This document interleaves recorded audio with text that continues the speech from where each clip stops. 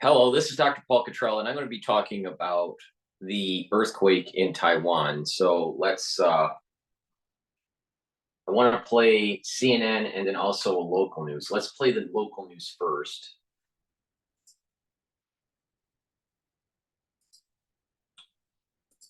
Let's see here.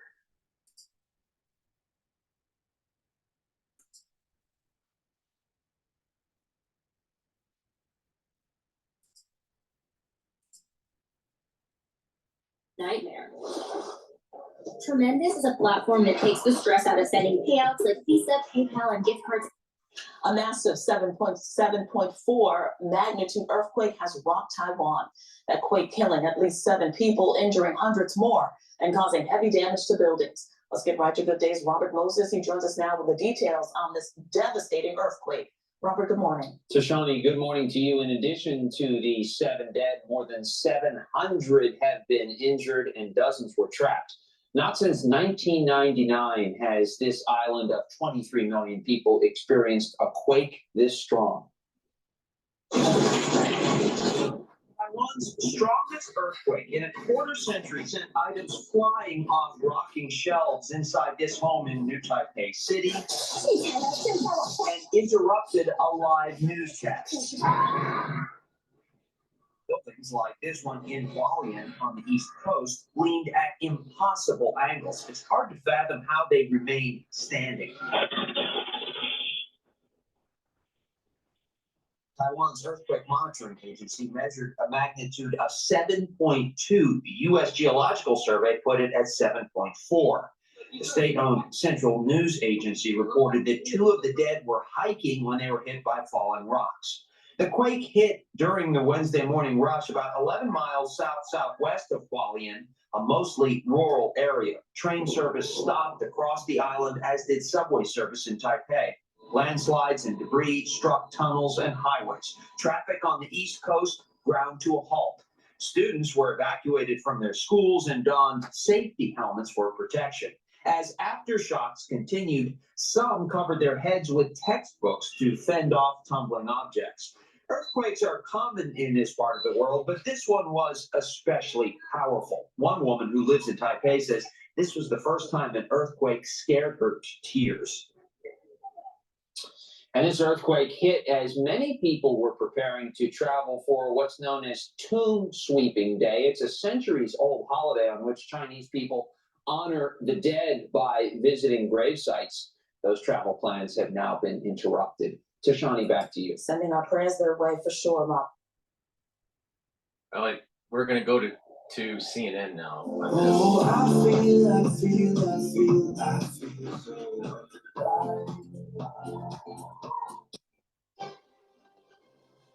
Let's get straight to the breaking news overnight. 75 people trapped inside tunnels. They have now just been rescued after an earthquake hits Taiwan, the strongest earthquake to hit Taiwan in 25 years. We're going to follow this video showing a cloud of dust that you can see just settling in as the earthquake caused a massive landslide. The epicenter of the 7.4 magnitude quake, it was in a mountainous area on the east coast of the island. So far, the death toll stands at least 9. More than 800 people also have been wounded. We're staying very closely to try to track that.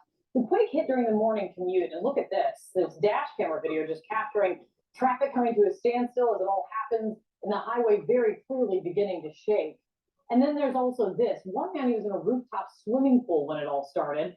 And you can see the massive waves that were caused by the tremors. We're also getting a look of how it unfolded inside one television studio. Watch this.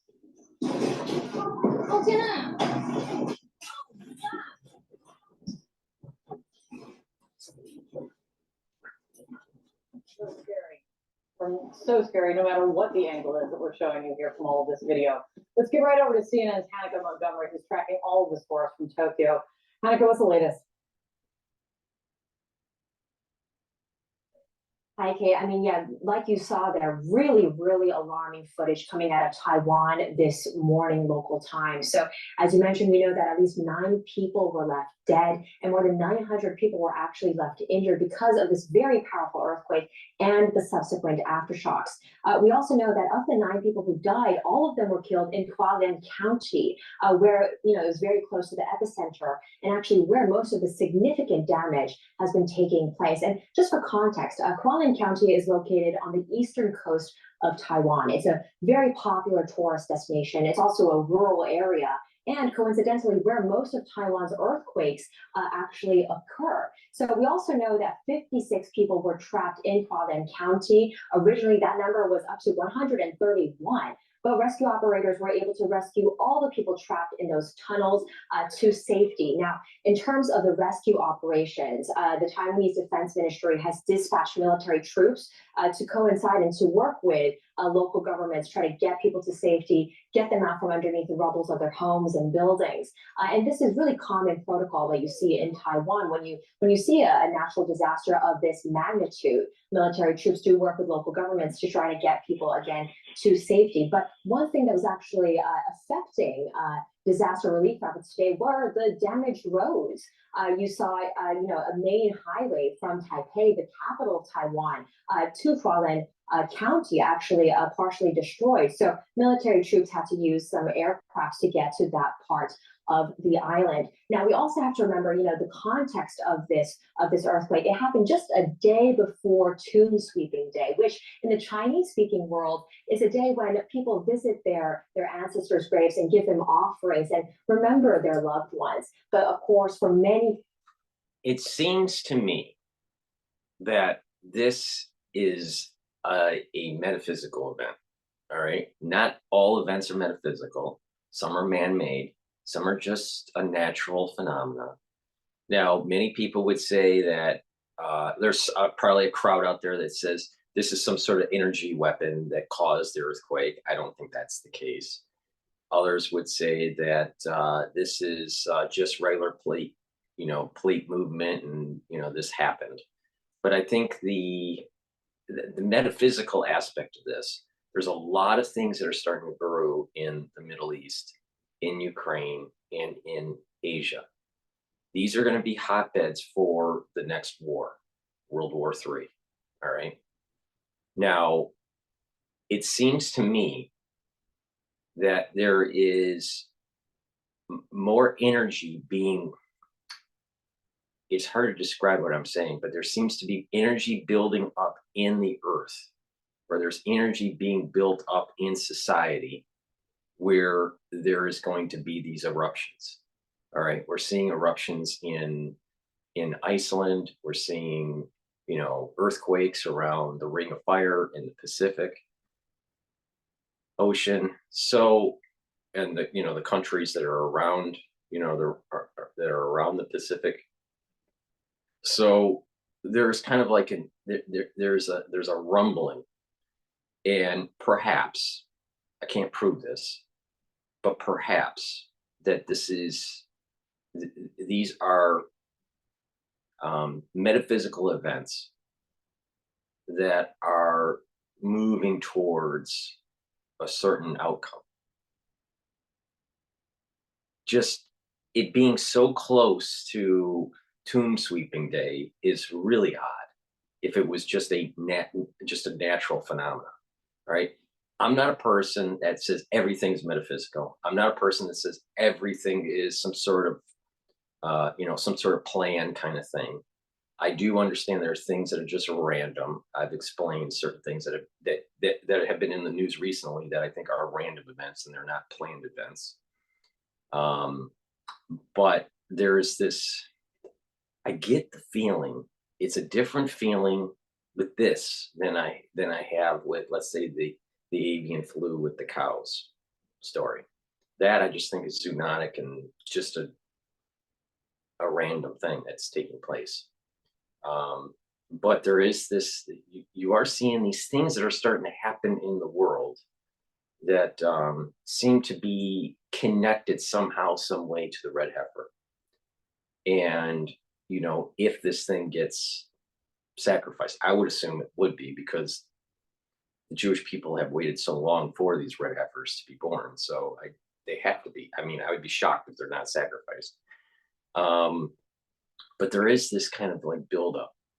Now, why is this important? There can be some sort of knockdown effect, all right, from this. All right, literally the buildings are falling down and all this stuff. It wasn't a major devastation of the country, but there's going to be problems with the chip manufacturing now. So whatever that was being produced, you know, in the fabrication laboratories, I would say is all junk now. So there's probably going to be some sort of chip supply issue. I would also assume that things have to be recalibrated. So there's going to be, you know, some sort of lag time to get everything back up to speed. In addition, this puts the country in the sights of China. The country is weakened because of this. And so the country being able to fight off China is also weakened. So keep that in mind. What, you know, does this give an incentive for China to move in? The United States is already kind of bogged down in the Middle East. So there's this kind of like this metaphysical thing that may happen that causes a knockdown effect that leads to World War III.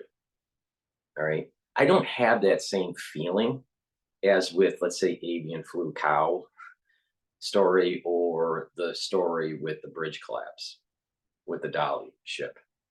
This one, I feel it feels different with it. But people could make an argument that there was some sort of metaphysical aspects with those two, you know, but for me, I don't see it. I don't feel that with those other two stories. This story, something about it that just feels a little different. All right. It's like that little spider sense. Please go to my store, the-studio-reykjavik.com, and get the health products that I have. I have the best toothpaste that you can purchase. So please go to the store, the-studio-reykjavik.com, and get a few tubes of toothpaste for your household. It has no fluoride in it. It has structural nanosilver. It'll whiten your teeth, freshen your breath, reduce the plaque, bring down gum irritation, and neutralize pathogens. With better oral hygiene, you're going to reduce your chances of cardiovascular disease. So please go to the store and get this very, very high quality toothpaste. It's the-studio-reykjavik.com. I also have lozenges that are made from structural nanosilver. In Taiwan, those plants have been disrupted as they have to deal with the rubble and the aftermath of the. I have Manuka honey lozenges in a 21 count, very high quality. I also have blueberry, and I have a honey and lemon drops in a 100 count. And I have a very popular elderberry lozenges in a 21 count. The reason why you should be stocking up on lozenges and drops is because we're going into the spring season. In the United States, there's a lot of change of weather, if people haven't noticed. So there's a lot of rain and all this stuff. So you're going to be indoors, and then you're going to, you know, it's a little bit colder. You're going to be wet when you're going outside. So you're going to increase the chances of extending out maybe the cold season. So, you know, be prepared, take some lozenges, neutralize those pathogens, soothe that throat, and they'll help to boost up your immune system. Now, when the rainy season abates, you're going to be exposed to pollen. So this will help to kind of reduce that type 1 hypersensitivity to allergens. So please make sure that you stock up in your house these different lozenges that I have, so you can weather, you know, this extension of the rainy season and then the allergens that come out for the spring.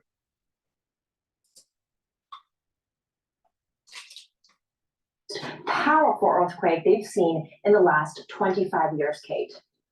It's terrifying if you're watching this video. Much more to come. You're going to stay close to it. Thank you so much, Hanson. John? Yeah, just remarkable images there. There was a tsunami warning in place, actually in several countries. They have since been lifted. Let's get the latest from meteorologist Elisa Rapp. Elisa, what can you tell us this morning? Yeah, thankfully, those were lifted this morning. But yeah, tracking this massive 7-point magnitude earthquake just off of the east coast there of Taiwan. That was pretty shallow. We are finding, like we've seen on the video, all the structural damage, landslides. A lot of these buildings have heavy wood frame construction. Some of the aftershocks have been as much as 6-point in magnitude. So with the buildings kind of already loose in their foundation from the first earthquake, it's not going to take much in those aftershocks to cause further damage. Now, a magnitude 7-point on the Richter scale for an earthquake is very rare. Worldwide, we only average about 15 per year. That's across the world to get something this intense. And they are most common in this area of the world. We call it the Ring of Fire because that's where nearly 450 of our volcanoes, 90% of the world's earthquakes all happen in this area. And that's because that's where we have the edge of two massive tectonic plates meeting. And when those plates start to move and shake and rub up against each other, that's when you have these massive earthquakes. And this is the Ring of Fire. Look at where it goes off the west coast of the U.S. and then all across Eastern Asia and Southeastern Asia. And this is exactly where we see most of the world's earthquakes in this Ring of Fire.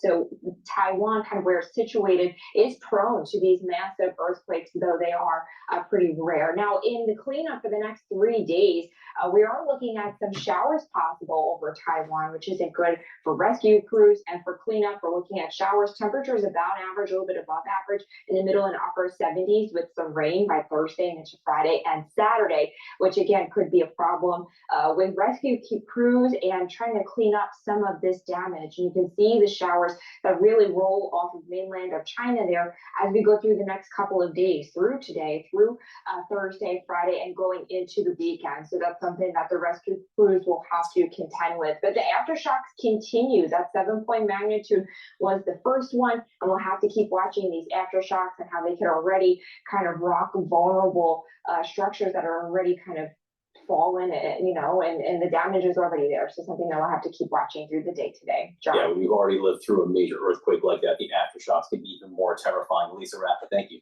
very much. Kate? All right, let's go to the BBC and let's see what they have to say for international. Let me show you how we do stuff around here. Actually, my department uses Monday.com, so I'm good. A work management tool? No, that's not for me. We begin with the news that a powerful earthquake has hit the east coast of Taiwan, with reports of at least 4 dead and 50 people injured. The quake triggered tsunami alerts in the Philippines and Japan. Officials say flights were suspended at Okinawa's main airport as a precautionary measure. Now, the U.S. Geological Survey says the quake measured 7.4 in magnitude and that the intensity of the shaking was very high. These are some of the recent pictures you're looking at now from Hualien in Taiwan, where buildings have collapsed. There are also reports of power outages, as well as multiple powerful aftershocks in the region. The BBC's Rupert Winfield-Hayes is in Taipei. He described what happened. When the quake struck, I was here in my home, and it was very, very violent.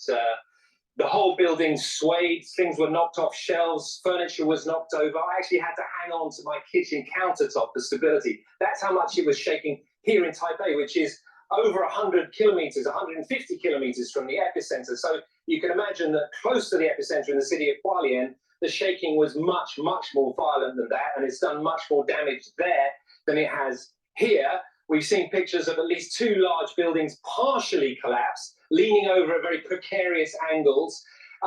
But I have to say, given the strength of the shaking, the intensity of the shaking from this very shallow earthquake, it looks at the moment like the Hualien and the East Coast has got away reasonably unscathed. I mean, we do now have reports of deaths and injuries. Those appear to have come from landslides, which have been unleashed right along the east coast of Taiwan.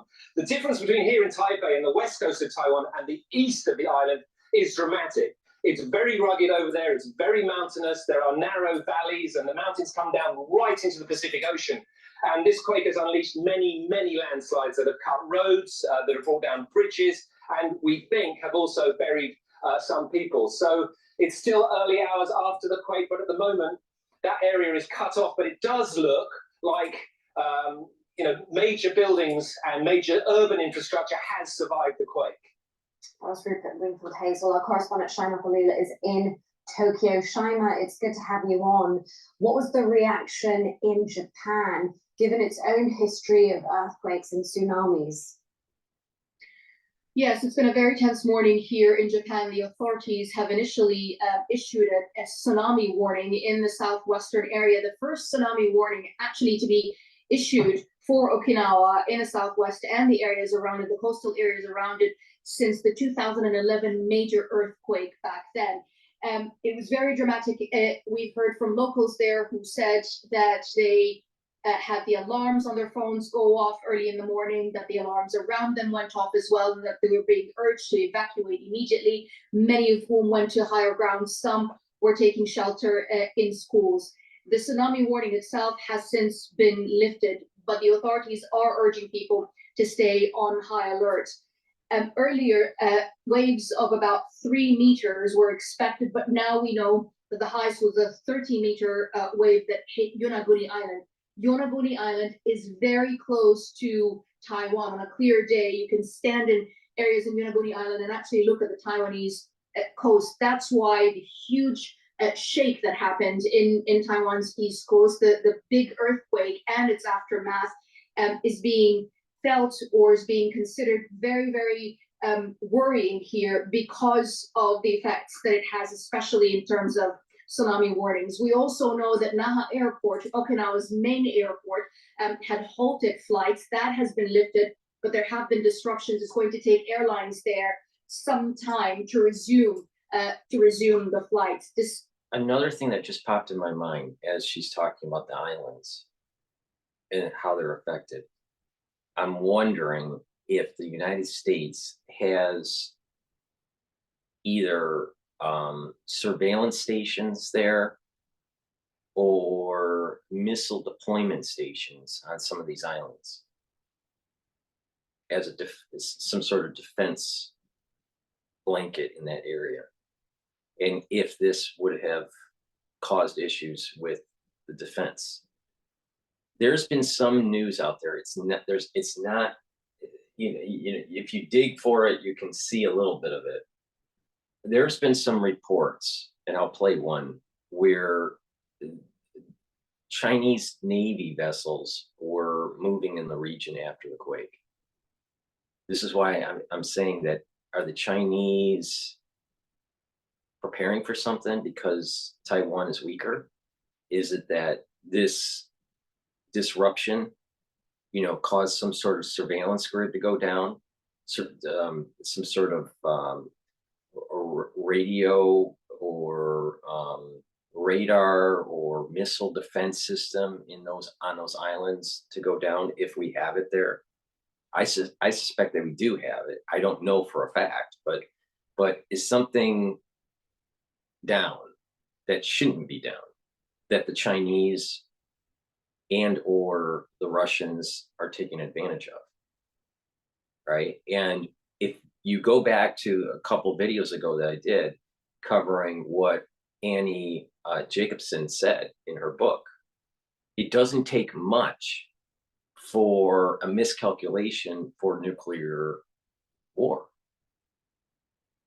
Something that may be just an earthquake ends up having some sort of knockdown effect, and a certain party, a certain agent, decides to take advantage of it and change the whole geopolitical landscape.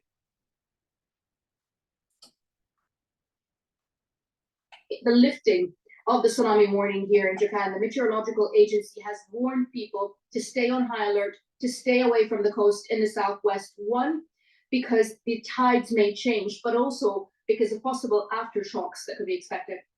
All right, Shaima, thanks so much for that update. And of course, there's more from Shaima and Rupert on our BBC News website and app. But let's speak to Na Pham, a filmmaker who is in Taipei. Na, thank you for your time. Could you describe what you witnessed when this happened?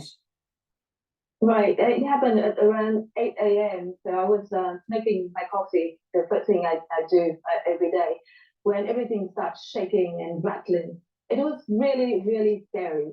I have to admit that I was like thinking, what should I do? What should I do? Normally before earthquake, we receive so-called presidential alerts from the office of the president, telling us, what to expect and what to do. But this time there was nothing from them. So it adds into the scariness of the situation. I was holding on onto my bookcase, trying to steady myself because everything else was falling off the bookcase, the books and my glassware and plates, etc. And I could hear people screaming. They were also frantically looking for information and trying to decide what to do. So it was really, really scary for about 5-10 minutes. Actually, I mean, for me, it actually lasts much longer because inside my head it was like, what to do. Luckily, when everything calmed down and I went outside and I saw that the damage was actually not as bad as expected. More damages inside of people's houses than outside. So it was quite lucky for all of us. Right, now you're describing 5-10 minutes. You're saying it felt long, but that is long for what you're describing. How did people in Taiwan react to this? I'm so impressed with the people's attitude and behavior. They've been so helpful towards each other, ready to help. I went outside and, the MRT, the subway was suspended. Just for imagine if this happened in New York or Chicago. Just imagine that this kind of thing happened. You would have all of the crime increase. People would be taking advantage of other people. It would literally be a hellscape. Why? Because we have citizens that can't pull up their pants, make their bed, and brush their teeth. Don't be one of these crazy people that take advantage of things and some sort of earthquake or whatever, some sort of natural disaster, and they go and steal things from, I don't know, Louis Vuitton or Foot Locker or the Nike store.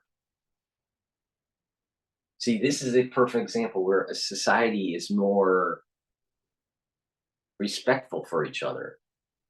And you look at America, especially the inner cities, run by Democrats, and you have a hellscape. So don't be one of these people, right, in America that can't pull up their pants, make the bread and brush their teeth. Go to my store, the-studio-reykjavik.com, and get the best toothpaste that you can get. It'll whiten your teeth, freshen your breath, reduce gingivitis, and help to reduce cardiovascular disease.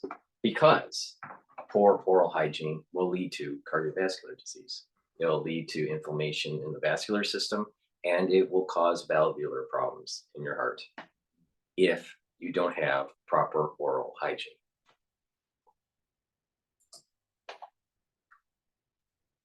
And people start queuing to get back in when we start running again. And they actually from a very orderly queue. I mean, things we've never seen other extreme, disastrous situations in other countries, but people were cautious and helpful. And that proves once again that the Taiwanese are very resilient. They're very well prepared for such scenarios. In Taiwan, we see earthquakes every 2 or 3 months. This time it's really big, but it doesn't make people feel like their lives have been at risk. They're very confident how they're capable to cope and to deal with such a situation. All right, so let's take a look at this story about the China warplanes. Metagenics gets to the root of whole body health with pure, potent ingredients sourced from nature. Clinically tested and trusted by doctors. are monitoring the situation and responding with appropriate I'm a force. therapist who goes to therapy, and some people think that's strange. The thing is, though, therapists are human beings, just like. Amid the aftermath of a devastating earthquake in Taiwan, the nation's defense ministry has reported a startling development. Over 30 Chinese warplanes and 9 Navy vessels were detected around Taiwan's vicinity. This revelation emerged approximately an hour after the island nation was struck by a magnitude 7.7 earthquake on Wednesday. According to the Taiwan's Defense Ministry announcement on X, 30 PLA aircraft and 9 PLA vessels operating around Taiwan were detected up until 6 a.m. today. 20 of the aircraft entered Taiwan's northern middle line and SWADIZ. The armed forces are monitoring the situation and responding with appropriate forces to respond.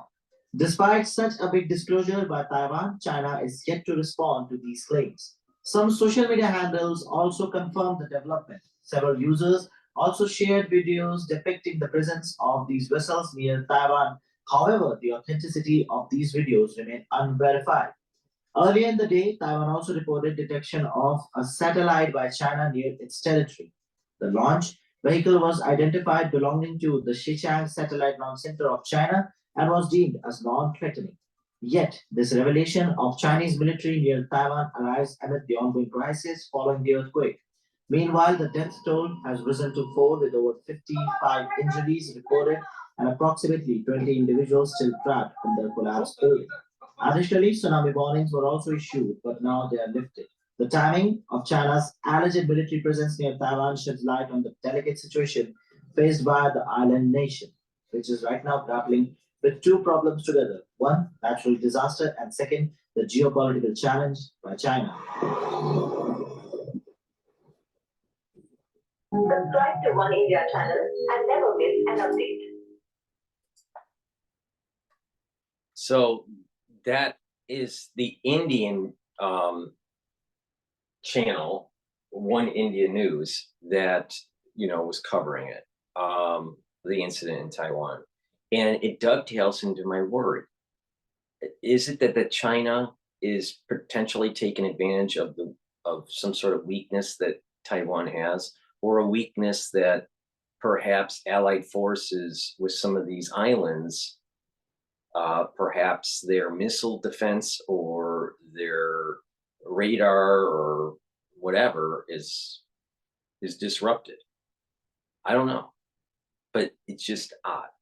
That's why I said that this feels a little bit different than the bridge and the whole flu cow stuff. All right, not too worried about flu cow. All right, but yeah, it just seems a little strange. Now, what it could be is that, all right, damage, assess how bad is it. China will be, looking, with its satellites and surveilling. I'm sure they're mapping out all of Taiwan to see what the actual damage is for military intelligence. But this is very tenuous. Now, the question is, why isn't this more in the mainstream news? Why is it more on the peripheral? Is it that the United States is trying to just be quiet about it so it doesn't, perturb the Chinese? I don't know. Maybe that could be the reason. I'm not sure. Please go to my store, the-studio-reykjavik.com, and I have structural nano silver soaps. This one is peppermint. This one is lavender. They're great soaps. They're very high quality. This one's oatmeal. I also have a couple others on the store. So please go to the store, the-studio-reykjavik.com. Link is in the description, and get a few bars of this for your house. Lignans is really important. It's a powder that you take every day, and it'll help to boost up your immune system. It's for males and females. So please go to the store, get the lignans, and help to boost up your immune system. If you notice that part of slowing down the aging process is to boost up the immune system, and also by boosting up your immune system, you're going to be able to fight pathogens better and cancer. So boost up your immune system. Please go to the store and get the good night formula. There are many people that are having problems sleeping. You need 3 cycles of REM sleep for proper memory consolidation, detoxification of the body, and to get more rest, right? If you don't get into these 2 or 3 cycles of REM sleep regularly, you're going to have memory problems and you're going to have a buildup of toxins in your body.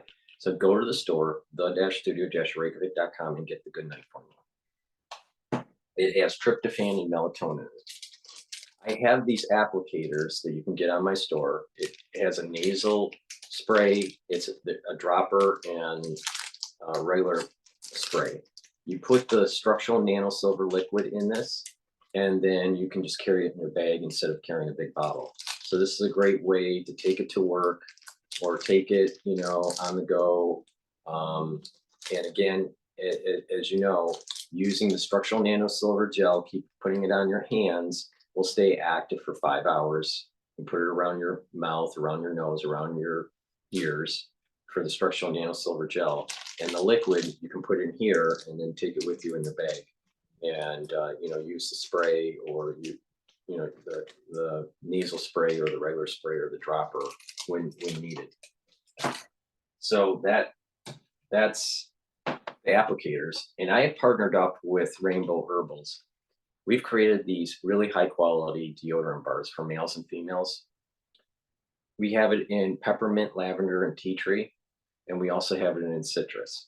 Now, many people like the peppermint. I prefer actually the citrus, but that's just my, you know, my preference. But they're made from essential oils from the Himalayas. Very high quality.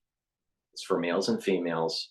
Use it as a deodorant, but as you're using it, because it doesn't have any aluminum in it, it doesn't have any baking soda in it, these essential oils, they're so high quality that over time what you're going to notice is that your body is starting to detoxify. So please go to the store, get the deodorant bars, get a few for your household, and you'll be impressed with the high quality of the deodorant bar. I want to play one more video on the earthquake. I don't know the quality of this one.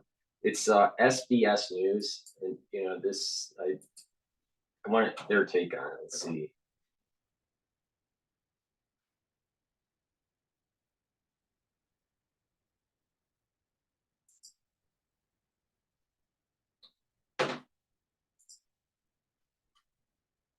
Earthquake strikes Taiwan. Israel apologizes for the deaths of aid workers as global outrage grows over the deadly airstrike. And one of the oldest books in existence expected to sell for millions of dollars when it goes up for auction. Good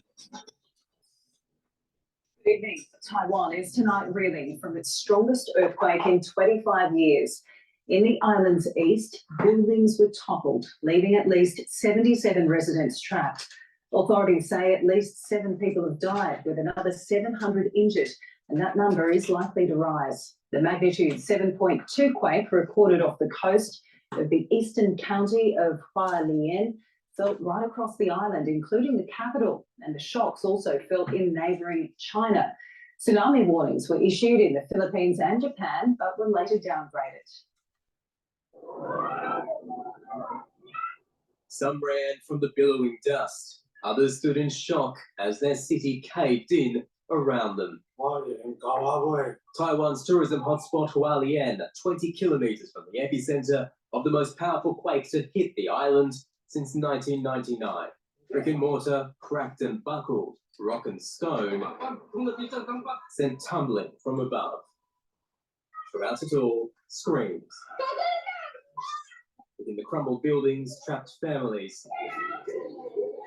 Help from the first floor, at ground level, all but gone. The rescue of others from lurching towers, proving precarious. The shockwave rocked the island and the capital, Taipei. Upstaging breakfast television, peak hour rush brought to a standstill.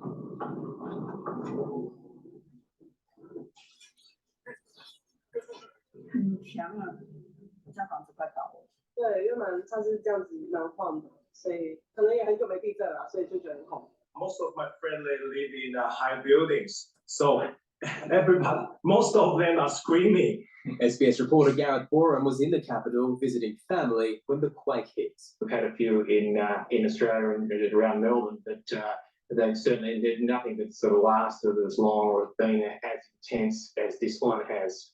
Some older buildings collapsed in the city. Other modern structures built to be earthquake resistant suffered minor damage. Residents still wary of lingering aftershocks.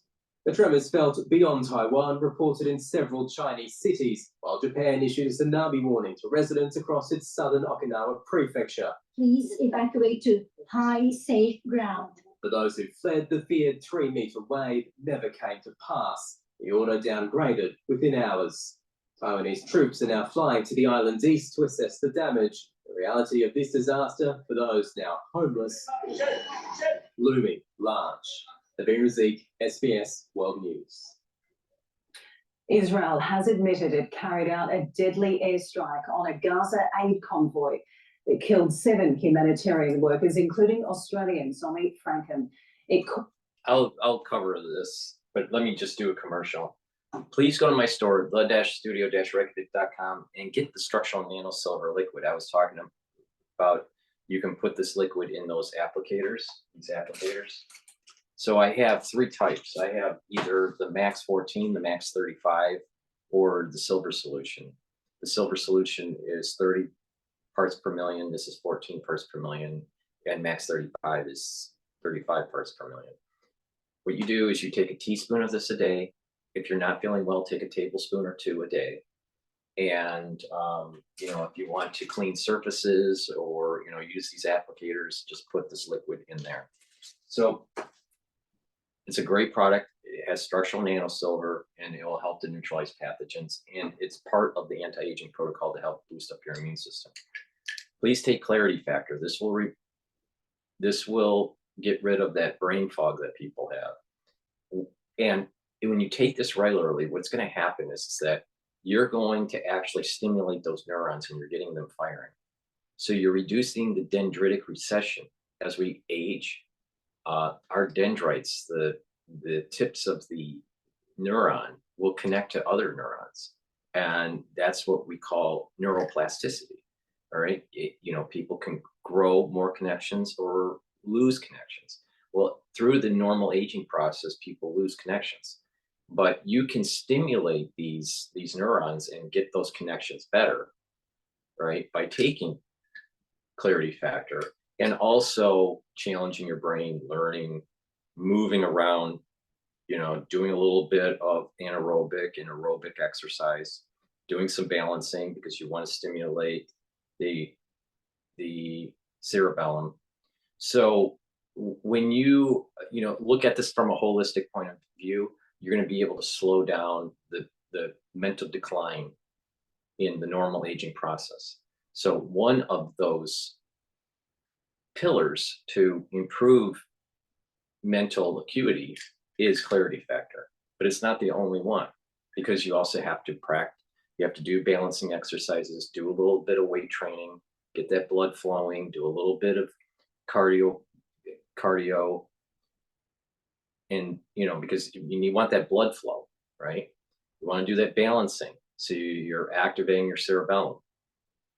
And in addition, you want to eat a proper diet, right? Get proper sleep. I was talking about taking the good night formula. So when you do all these things and you're getting the proper sleep, the proper nutrition, you're going to be able to improve your mental acuity. So please go to the store and get the Clarity Factor. Another part of the pillar to boost up your immune system and slow down the aging process is to bring down chronic inflammation. Take ashwagandha root. This will bring down the glucose levels in your blood and reduce that inflammatory response from glucose in your bloodstream. In addition, turmeric will help to bring down those pro-inflammatory cytokines. It's also an antioxidant. So by bringing down that inflammation, you're not going to be in an inflamed state, and your immune system will be better, and you're going to slow down the damage of a chronic inflammatory state, and you'll notice that you're aging slower. So please take the turmeric and the ashwagandha, and again, the structural nanosilver to neutralize pathogens. And that's the first two pillars of improving your immune system and slowing down the aging process. Strike a mistake of misidentification, despite the charity World Central Kitchen saying it coordinated movements with the Israeli military. World leaders are demanding answers as fears intensify for the humanitarian aid system that's already hanging by a thread. In other developments, Prime Minister Anthony Albanese has spoken with Benjamin Netanyahu, saying the killing of the aid workers is totally unacceptable. The Israeli Prime Minister's comment that innocent people die in wartime has drawn a critical response, and the UN Secretary-General has called the killings unconscionable and again called for a humanitarian ceasefire in Gaza. Reeling from their loss, aid workers from World Central Kitchen gather at a Gaza hospital. The charity CEO calling them heroes. The 7 colleagues killed in a targeted Israeli strike on their convoy. Among them, 43-year-old Australian Zomi Frankham. Alongside her, their Palestinian driver, Saifuddin Essam Ayad Abu Taha, dual US-Canadian citizen Jacob Flickinger, Polish national Damien Sobel, and 3 Britons, John Chapman, James Henderson, and James Kirby. Governments around the world condemning the killings. We were outraged. We expect a broader investigation to be conducted and to be done so in a swift and comprehensive manner. We hope that those findings will be made public and that there is appropriate accountability held. Clearly, there are questions that need to be answered. To tragedia. Nie rozumiemy nadal, jak to się mogło wydarzyć. The convoy was struck in an area deemed safe as it left a warehouse in Deir al-Balah, where the team had unloaded more than 100 tons of humanitarian food aid brought to Gaza by sea. Shortly after leaving the warehouse, all 3 clearly marked vehicles traveling more than 2 kilometers apart were hit, despite the aid group saying it coordinated their movements with the Israeli military. This was an agreed mission with this team. It was deconflicted. This is, you know, the sad aspects of war where mistakes happen. And this happens all the time in war. Now, what is interesting about this is that there's infighting that's going on in Israel, you know, trying to kick out Netanyahu. There's this infighting between the Israelis and Biden. There's, you know, so there's not as much cohesion within the alliance between the United States and Israel, and enough cohesion between the conservative and the liberal within Israel. And even though this is an accident, this is what I mean by this is another metaphysical event where it puts a curse on Israel for its activity of not getting the job done in a swift way.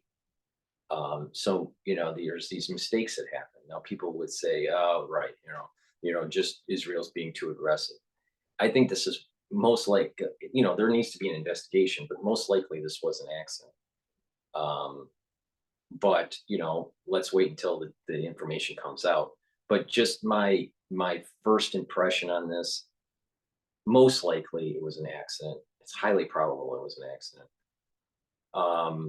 And, you know, poor coordination, but that's saying that there's internally, what that means is that Israel is having coordination problems within the operations within Gaza.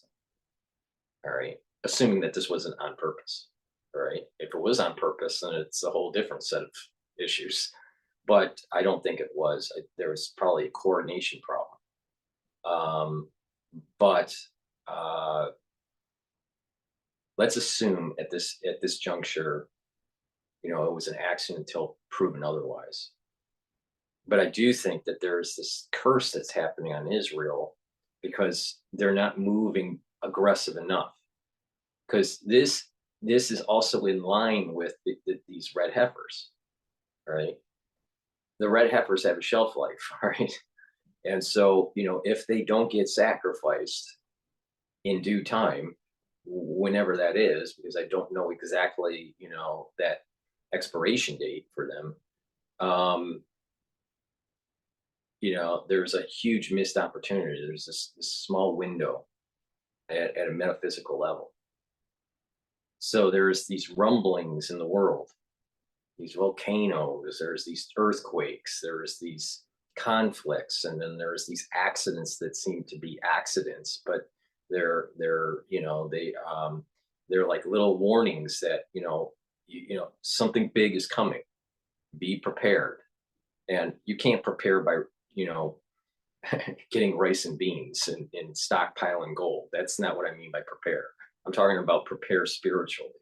That's the only way you're going to be able to prepare. But so trying to go run out in the mountains or in the middle of the desert or whatever and be be isolated, that ain't gonna work. So there's this, it just seems as though that there's accidents that can happen. And it's like these are like, I'll call them curses, but they're like minor curses that can end up snowballing into a bigger curse. So, this infighting, I think, is part of it. Again, like I said, Israel's being cursed and blessed, and the rest of the world is being cursed and blessed, and at different magnitudes, depending on how you fall into the spectrum of this. So Israel isn't going to be always getting a blessing. Events during this war are going to always go in the way of the Israelis, and mistakes are going to be made, and it's going to put a really huge negative light on Israel. And this is part of the curse on Israel. But there's also blessing that's happening too. So I'm trying to look at it from a metaphysical lens. I could be wrong, but I don't think I am. I think this particular incident, I think, is by accident, but it's an event that's allowed to happen at a metaphysical level. If God wants to have something happen, he'll let it happen. All right. Some things are very benign. I think the ship hitting the bridge, other than the workers that were on the bridge, they died, but it's a relatively benign situation. Everyone was, all the conspiracy theorists out there, had a field day, but it's a relatively benign situation. What's not a benign situation is the potential knockdown effect of the earthquake in Taiwan and how that can change some of the calculations for the Chinese military, the PLA. That's not benign. That could be very serious. And this situation with the workers, that 9 of them died, I think it was. It's a tragedy, but it's a little bit more on the spectrum of not benign compared to the ship, but it's not as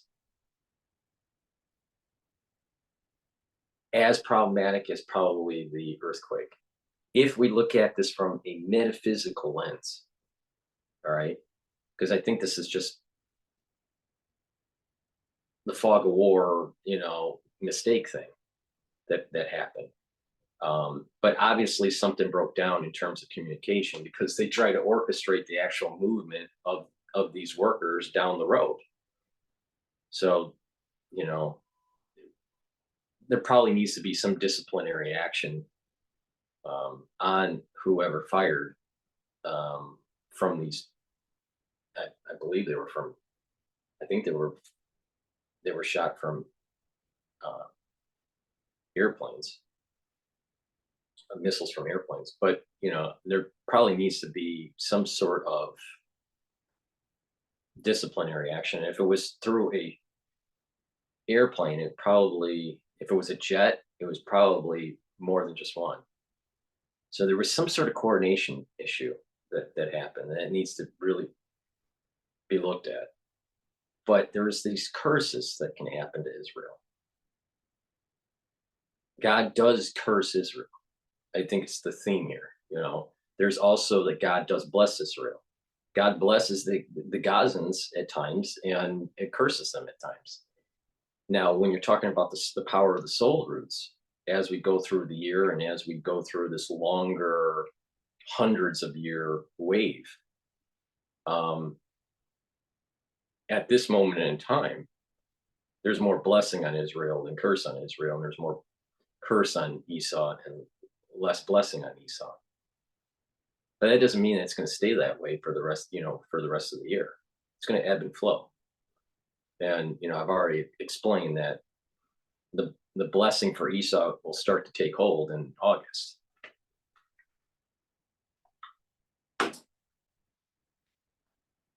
It's both sides know they're coming. Both sides have agreed.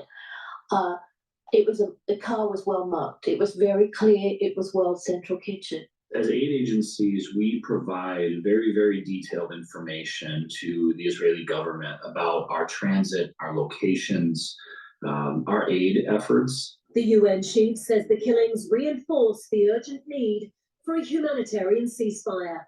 This is unconscionable. But see, the Westphalian logic, the international community is trying to use logic to try to solve this problem. Lots of coordination was taking place, but a mistake happened. Now, there probably needs to be disciplinary action on the ones that caused the mistake. And that investigation will ensue. But God let it happen. This is what I mean, that this is one of those things that, this most likely shouldn't have happened, but it did. So there's another variable involved. And it's not a human variable. It's a metaphysical variable. Hopefully you understand some of this lens of looking at this problem that I'm talking about. It's hard to explain it, all right? Unless, you're a spiritual person, you probably would be able to explain it better than I. But the thing is that God let this happen, even though it was a mistake. And it was well coordinated. And so these international rule-based kind of thinking, they think they can logically solve this problem between Esau and Jacob. It's like they're missing a big variable, and that's the metaphysical variable. And there are certain things that have to happen independent what others think. There's certain things that, if all the Jews said we don't want the temple, theoretically, all right, hypothetically, let's just say that's all the Jews said they didn't want the temple. It wouldn't matter because the temple would still be coming. See what I mean? There's a metaphysical variable here that's allowing some of these events to be taking place. Not all things are happening, that are, that have some sort of hand of God, using a metaphor, but some sort of hand of God in it. There are things that are just that seem to be, with our feeble mind, just a random event. But there are other things that are not. This gives me the feeling that this is one of those that makes Israel look bad. There is going to be times when you're going to see things that the Gazans do or Hamas does, where it could have hurt Israel, but it actually hurts themselves. Classic example, launching missiles that actually end up, launching missiles from Hamas and exploding in the air or misfiring and hitting buildings within Gaza, and and trying to blame it on Israel, only where the international community can prove that it was actually Hamas lying to the international community. All right. So this is where that curse on the Gazans happened. So, or the curse on Hamas happens. And the international community can see some of the nefarious things that Hamas is doing. Well, this is true also in Israel. A bad thing happened, and it shines light on some of the nefarious things that the Israelis are doing. This is what I mean, that Israel is going to be cursed during this process too, even though that this isn't, looks like an accident. But there's an element of the hand of God in this. And we're not smart enough to understand. Nobody is smart enough to understand why those particular individuals had to be killed. Now, I'm sure that there are some Kabbalists, maybe in the future, or maybe even alive today, that can take their names and look at the Hebrew, equivalent of their name and, do some permutations of the actual letters and actually see why they died, how they died, and when they died. But we are not smart enough to go down that road. We'll never be that smart to go down that road. But there are people that are. And, but these are people that will never talk to you, would never never be on YouTube or on, these are very, very insular individuals that have a very small crowd. And they're, but there may be a reason why these people had to die. We're just not, we assume that we're in control. We're not, is a big takeaway here. And the letters that make up our name or up our body, if the Kabbalists are correct, where, if you say something, if you say the name of this individual with the proper intent, that you can actually create the body. All right. Yeah, I have a master's and I've took lots of science. I know about DNA and RNA and, proteins, and, that's the biological understanding of how the human body is made up and how it works. But there's a metaphysical part that science isn't capturing. And it's these permutations of the letters. And so through the letters that create the body, while it is going through field development, the whole history of that person is being set, even though we think we have free will. All right. Those letters that are making up this human being as it's developing in utero is already being played out. So we don't know why they had died. It's people would say, oh, it's just Israel shot a missile. Well, that's, but there's this longer, deeper history that's already encoded in the name, in these people's names. And when you take the name and you expand it out, if you take the Hebrew version of their name and expand it out, I'm not going to go into the details of this, but you can expand it out and embed it into God's name. You will be able to read a sentence of someone's history. Now, again, we're not smart enough to do this, but there are people that are. All right. So like the people that are listening, you're not smart enough to do this. I'm not smart enough to do this, but there are people that can do this. And you can take the name and expand it and put it into a matrix that is of God's name. And there are different types of matrices that can be used of God's name. There are different types. And you can actually see the history of the individual before it happens. Before it happens. So this is, but it's a deep Kabbalistic thing that I'm talking about. So you don't know why all these events are happening. Now we can get a shadow of what I'm talking about, a shadow of it. Not the full, because of our lack of understanding, lack of wisdom. We can get a shadow of this in the Bible code. So a Bible code is part of what I'm talking about here. You can get a shadow of it, maybe a glimmer, but not the full detail. And it's usually after the fact, not before the fact.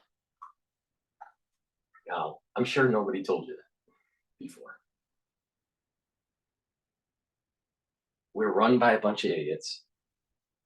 And there are many people that aren't viewing this with the variable of the metaphysics of this. And that variable for certain issues or certain events or certain problems, that variable can be more important or less important. Hopefully that you get a better idea of how I'm viewing this particular incident. Is an inevitable result of the way the war is being conducted. Israel has promised an independent investigation. The strike was not carried out with the intention of harming WCK aid workers. It was a mistake that followed a misidentification at night. Several aid agencies have now suspended operations, prompting fears the already dire humanitarian crisis in Gaza will worsen at a time when famine is taking hold. Rochelle Harrison-Pless, SBS World News. Iran's president has... Hello, my name is Ebony Obsidian, and I am here in Raban, South Sudan, at the Doro refugee camp with the IRC team. Iran's president has warned that the suspected Israeli airstrike on its consular building in Syria's capital, Damascus, will not go unanswered. Israel has not claimed responsibility, but Defence Minister Yoav Gallant has warned that it is operating everywhere to prevent what it calls its enemies gaining strength. Iran's president has told his cabinet the perpetrators of the consular attack in Damascus will be punished. به مجاهدان را خدا توفیق بده که در رابطه با این جنایت و جنایت بسیاری که رژیم صهیونیستی مرتکب شده مجازات کنند. مرتکبین این جنایت رو و حامیان این جنایت هولناک رو. But at an emergency meeting of the UN Security Council requested by Russia, the calls were for de-escalation and accountability. Let me be very clear. The inviolability of diplomatic and consular premises and personnel must be respected in all cases in accordance with international law. The Pentagon has confirmed Israel carried out the strike, with Israel saying it will continue to use its reach to defend itself.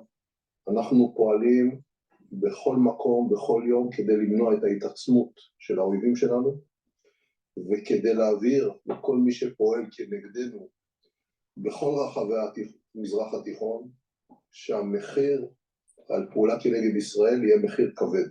I reiterate the Secretary General's condemnation of the attack. Syria accused the Americans of enabling and emboldening its allies. إن بلاد سوريا تحمل مجرمي الحرب في حكومة الاحتلال الإسرائيلي وشركائهم في الإدارة الأمريكية المسؤولية الكاملة عن تلك الاعتداءات وتبعاتها على السلم والأمن الإقليميين والدوليين. Washington, though, keen to stress that America was not involved. As the White House has stated, the United States had no involvement in the reported strike yesterday in Syria. And he warned Iran and its proxies not to escalate tensions and not to target US interests in response. Since the October 7 terrorist attack on Israel, the United States has repeatedly warned Iran not to take advantage of the situation to escalate its long-standing proxy war against Israel and other actors. Iran has ignored this warning. Iran has previously attacked US troops in the region through its proxies. Gary Cox, SBS World News. Police in Finland say they're yet to establish a motive for a school shooting which left one child dead and 2 others critically injured. The suspect is now in police custody. He's a 12-year-old boy from the same school located in the city of Vantaa, just outside the Finnish capital. All right, so I want to get a little bit more on this whole Iran issue, because I saw something that Iran was planning on doing a retaliatory strike. This is Fox News about death to America.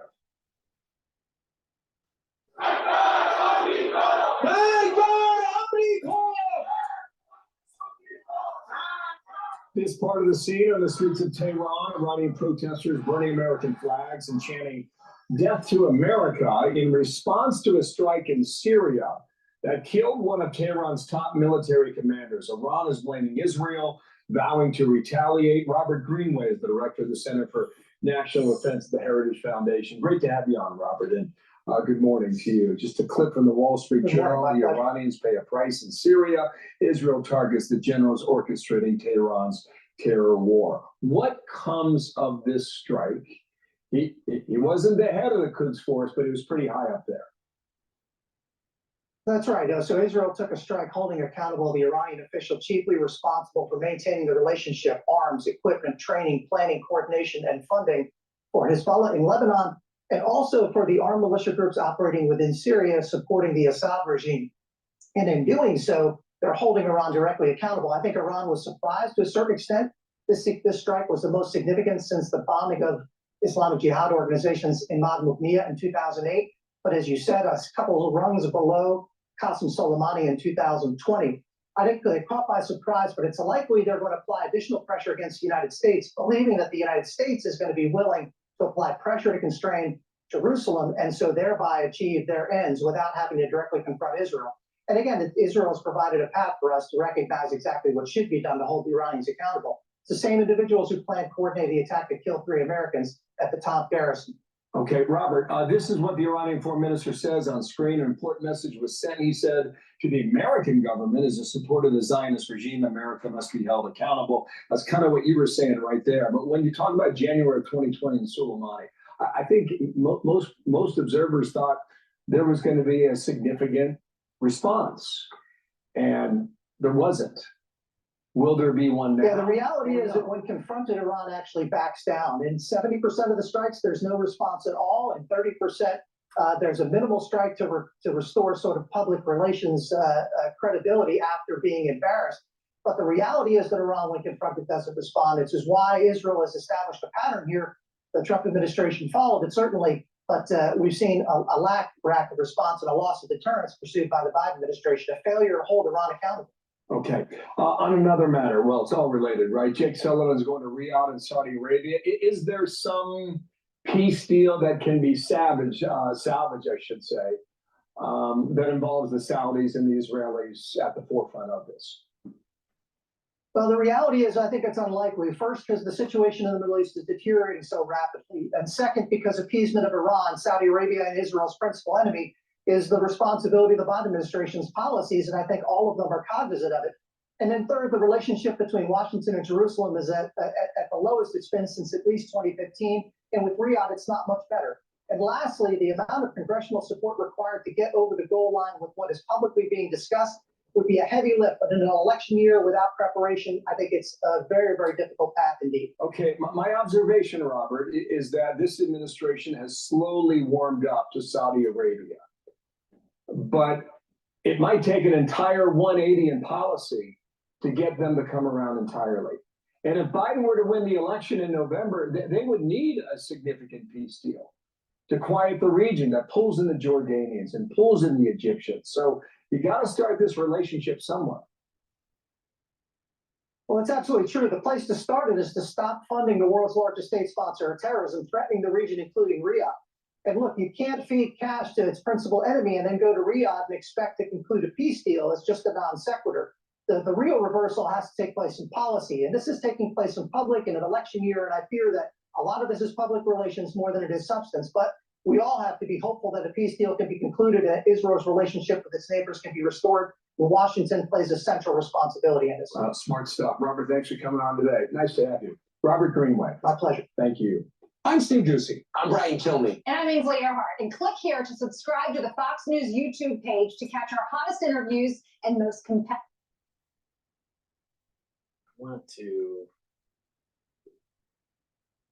This is Al Jazeera about the convoy.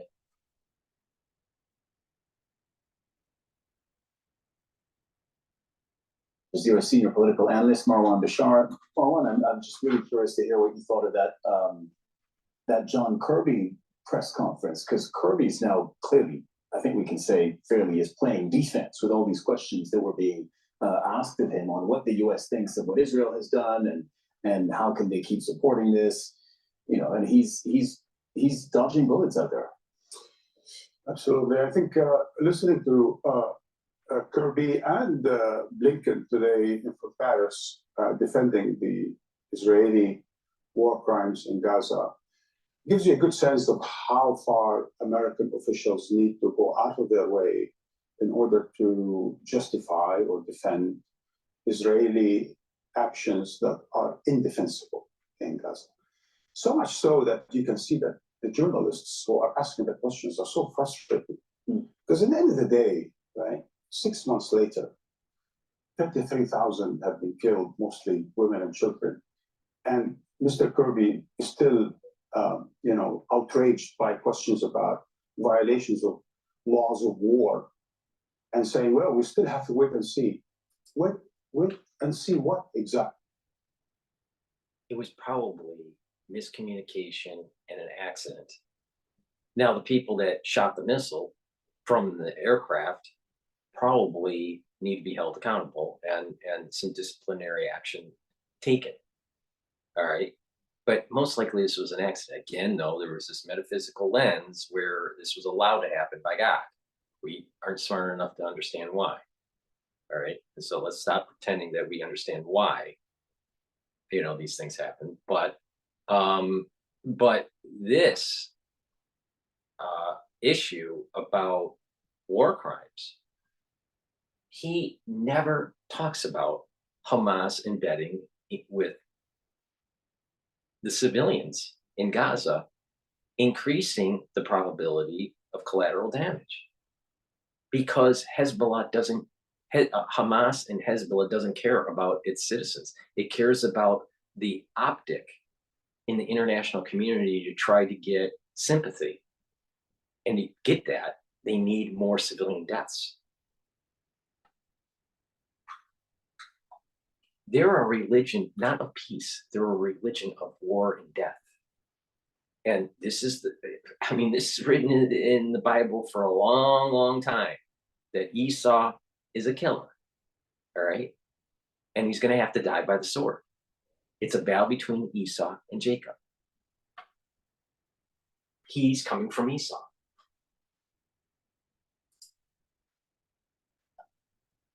Right. He was asked specifically, has Israel violated any laws of war? Have they committed any war crimes in the last 5-6 months? He was pretty defensive about that. Absolutely.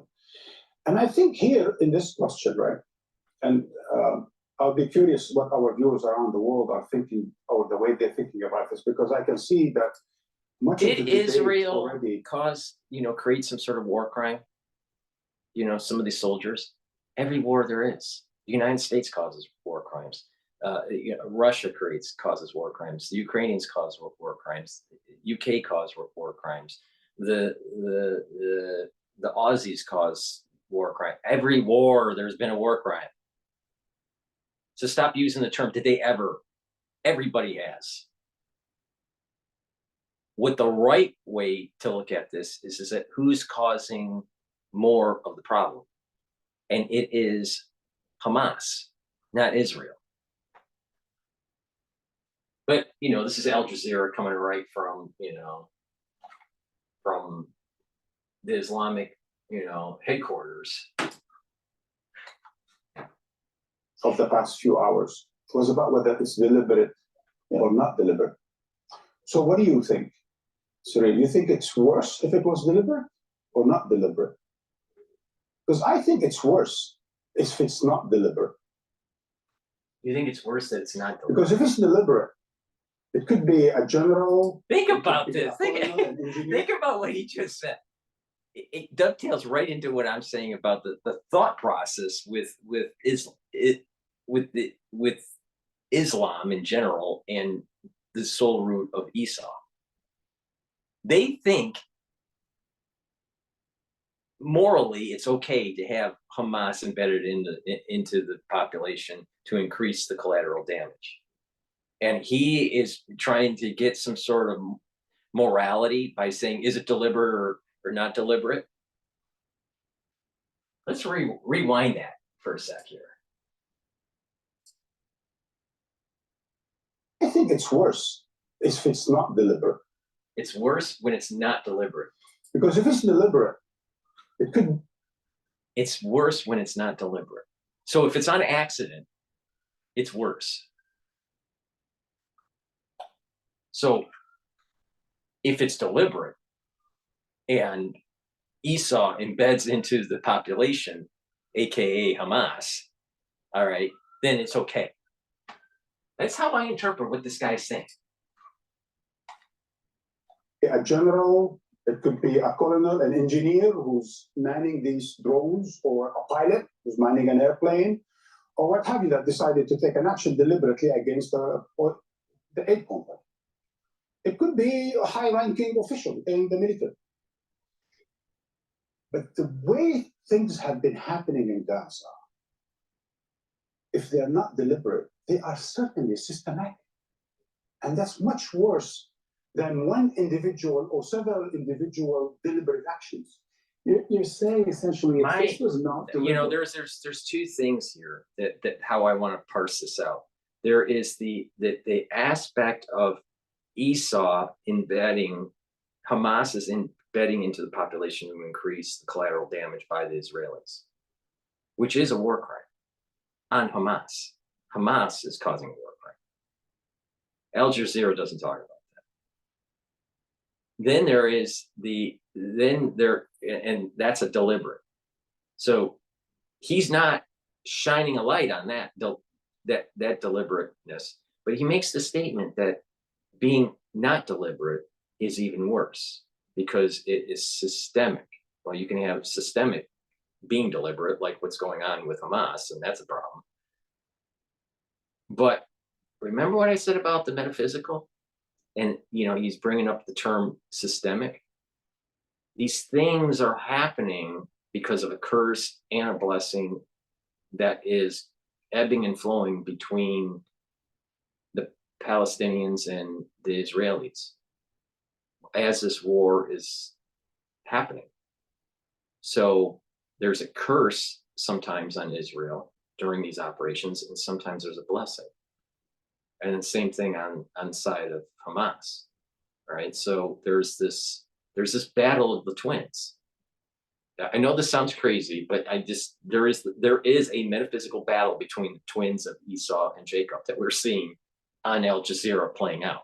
Now we can only understand it through kind of, you know, of our, you know, from our perspective, you know, based on our education or our religious affiliation.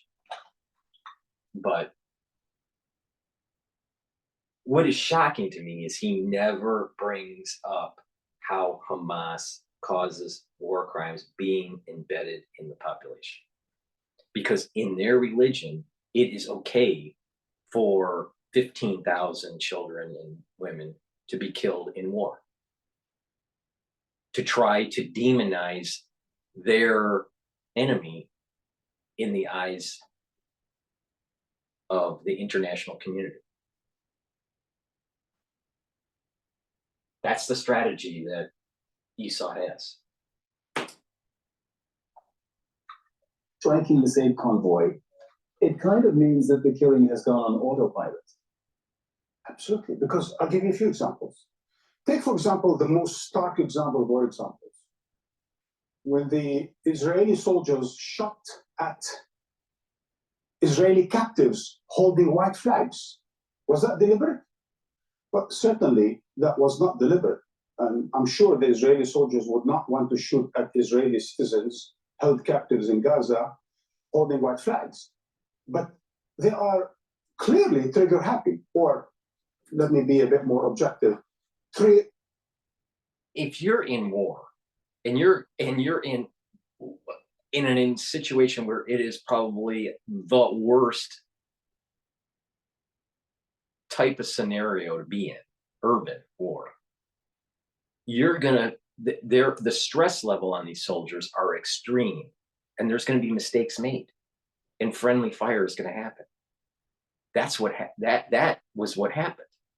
All right, they just didn't know what the real situation was, and it's not about being trigger happy. It's just that being in that urban environment, So you got this guy that, has a pocket square and a suit on, but, doesn't bother to put a tie on. All right.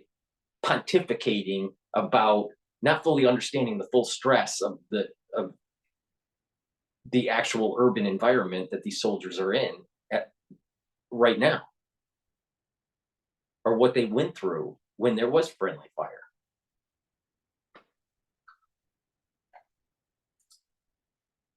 Amazing. You're ready. Shoot.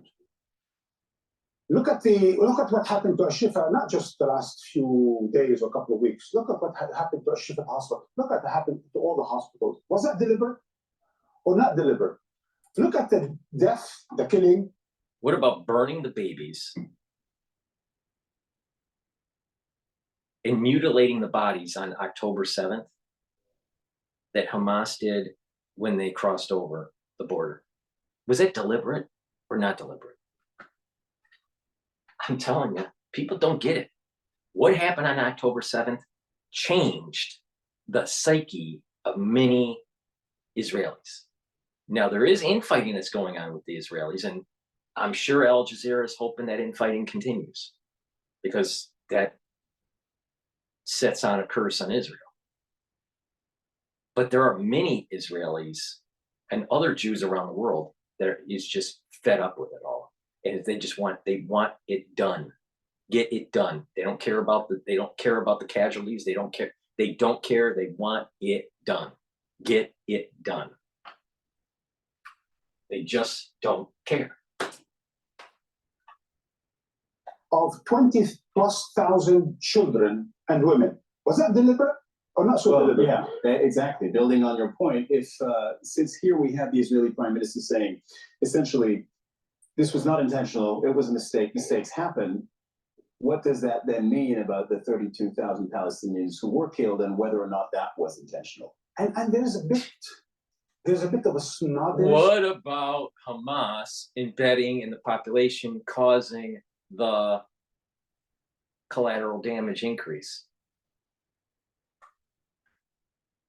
Just get the job done, because if you kick the can down the road, it'll be 60,000 children or 100,000 children. Just get the job done. Chutzpah in his tone, his dismissal. Oh, it was tragic. We will look into it. And of course, Secretary of State Blinken says, we demand that Israel does a swift and impartial.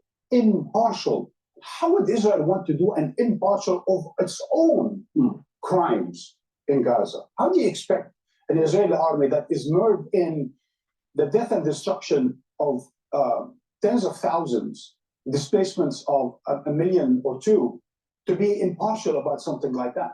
But there's a pattern here, and we spoke about the past 6 months. The killing of UNRWA. How many people of UNRWA have been killed already? Some 100+, right? Yeah. Of UNRWA. So there's a lot of. I think we're closer to 200, but I don't have the exact number. So there's a lot of aid workers have been killed in Gaza, right? So we agree about that. How many journalists have been killed in Gaza? How many of our colleagues have been killed? How many members of their families have been killed? Okay, so it's not deliberate, right? We can add to that health workers, aid workers, obviously.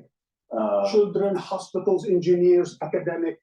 It's not deliberate, but let's not worry about the deliberateness of Hamas embedded in the population. All right, okay.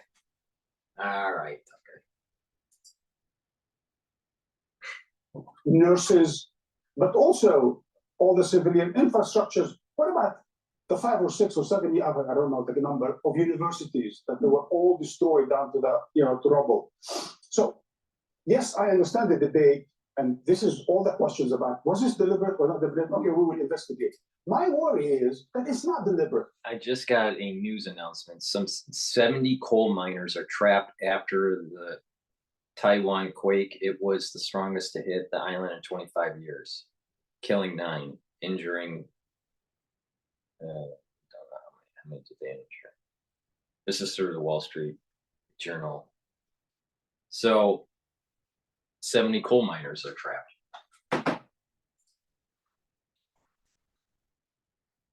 Not my worry. Almost my analysis is that even if it's not deliberate, that's just as bad, if not worse. Because the fact is that the Central Kitchen have coordinated their coordinates with the Israeli military. The Israeli military know where they are. So if they didn't do it deliberately, that means they are so trigger ready to shoot at anything that moves in Gaza. That's why I think that it was a big mistake, but God let it happen. We don't understand why. We aren't smart enough to understand why. You know, good things happen to good people sometimes. Good things happen to bad people sometimes. Good, bad things happen, also to good people too. So, we don't understand what happened. when we were talking about them shooting at the Israeli civilians with white flags, we said, what about all the Palestinians that were white flags and they killed them, right? So there's a systematic. What about taking nonprofit money and building a hospital right over a bunker that was known that was Hamas? Why would you build a hospital right over a bunker, a military bunker? Because that is the way to hide. And that is the way to increase collateral damage if your enemy is going to attack you. Esau is a smart person. To say that Esau's not a smart person, no. We got to say that Esau is a smart person. He's conniving. He is a killer. He's a hunter.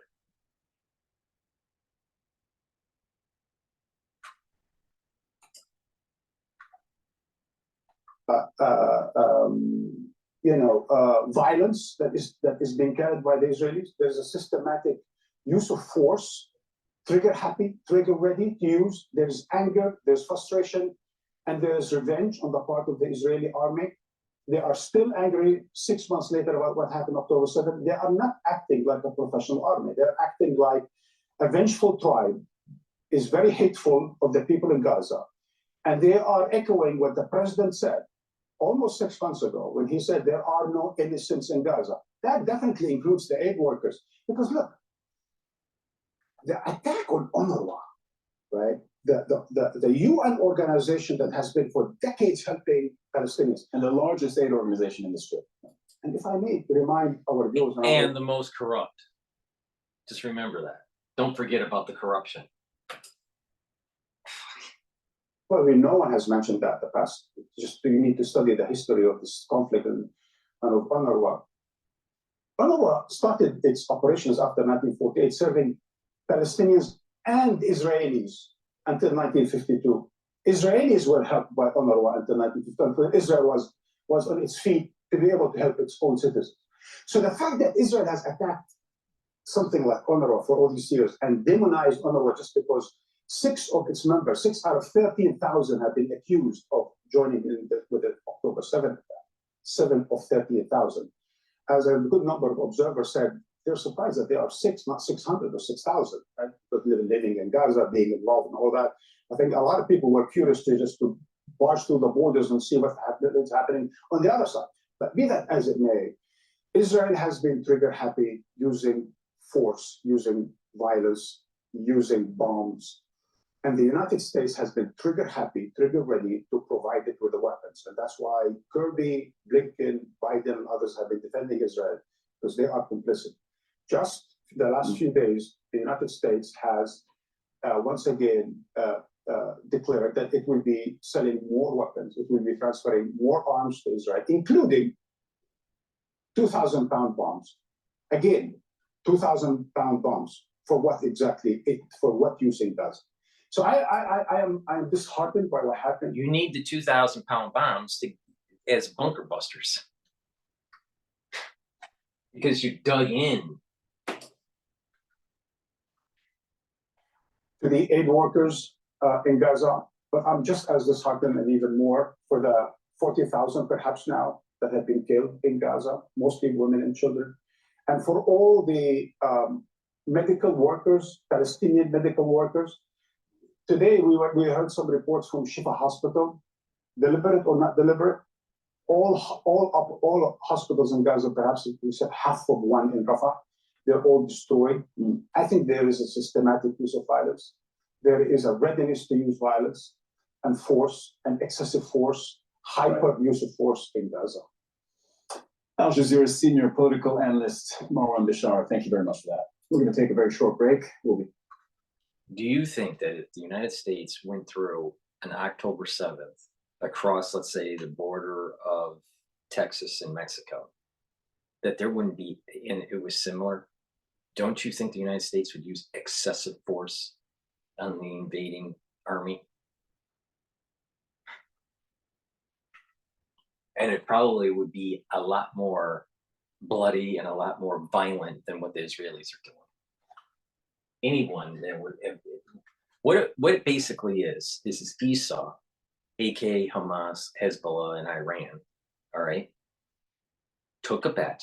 They lost the bet, and now they're begging for the international community to bail them out. They're going, mercy, mercy, mercy. And the Israelis are going, no, you're going to die. Please go to my store, the-studio-reykjavik.com, and get vitamin D3. It helps with gene expression. It's a gene expression cofactor. And by being a gene expression cofactor, you're going to be able to have the proper cellular processes happen in your cell. All right. It will help to absorb also calcium, and it'll help with apoptosis of infected cells. That's why when you're sick, taking D3 will help. I take 10,000 individual units. I take 5,000 in the morning, and at night another 5,000. Vitamin C, important because it's an antioxidant. It'll help to boost up your immune system. You take it every day, and it'll help with your skin health. In addition, if you're not feeling well, take a double dose. Resveratrol. This is also an antioxidant. It's part of the anti-aging protocol, and it will help to get rid of senescent cells. And lastly, I have C60. I have it in a 2 ounce, a 4 ounce, and an 8 ounce configuration. You can get it in coconut or avocado. This one is avocado. You can get it in coconut or avocado oil. And this molecule, it's a 60 carbon molecule. They'll soak up free radicals and help to improve the mitochondrial health. By improving the mitochondrial health in your cell, you're going to get more ATP and you're going to have more energy. By having more energy, you're going to be moving around more. You're going to have better cellular processes. Your neurons are going to fire better. So take this on a regular basis. I take a teaspoon of it a day, or you can take a full dropper if you get the dropper version. And this, if you take it every day, is going to soak up those free radicals, and you're going to start seeing an improvement. Take it on an empty stomach. It's the best absorption. If you work out, take it before your workout, because what will happen is you're going to actually recover quicker. So this is a very potent antioxidant.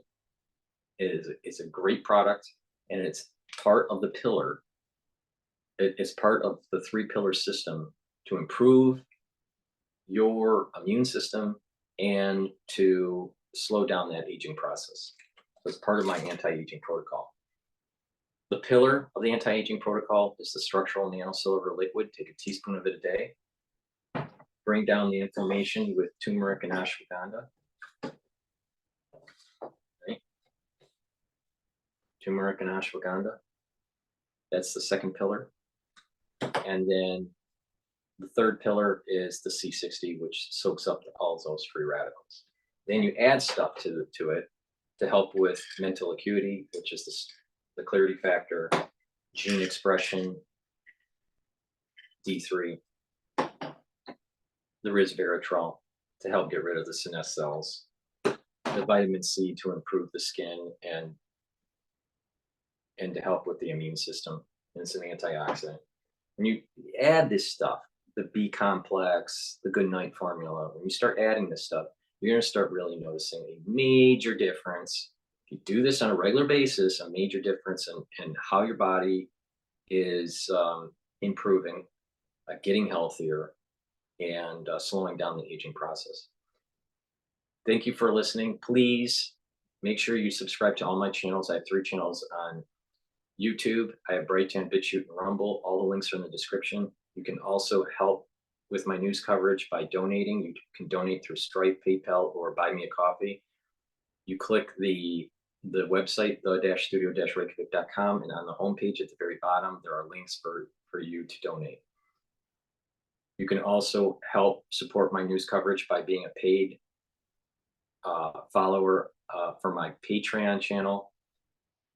I have different tiers that will give you different access to different videos that are tied to my pulmonology lecture series. So please be a paid member for my channel on Patreon. That helps to support my work.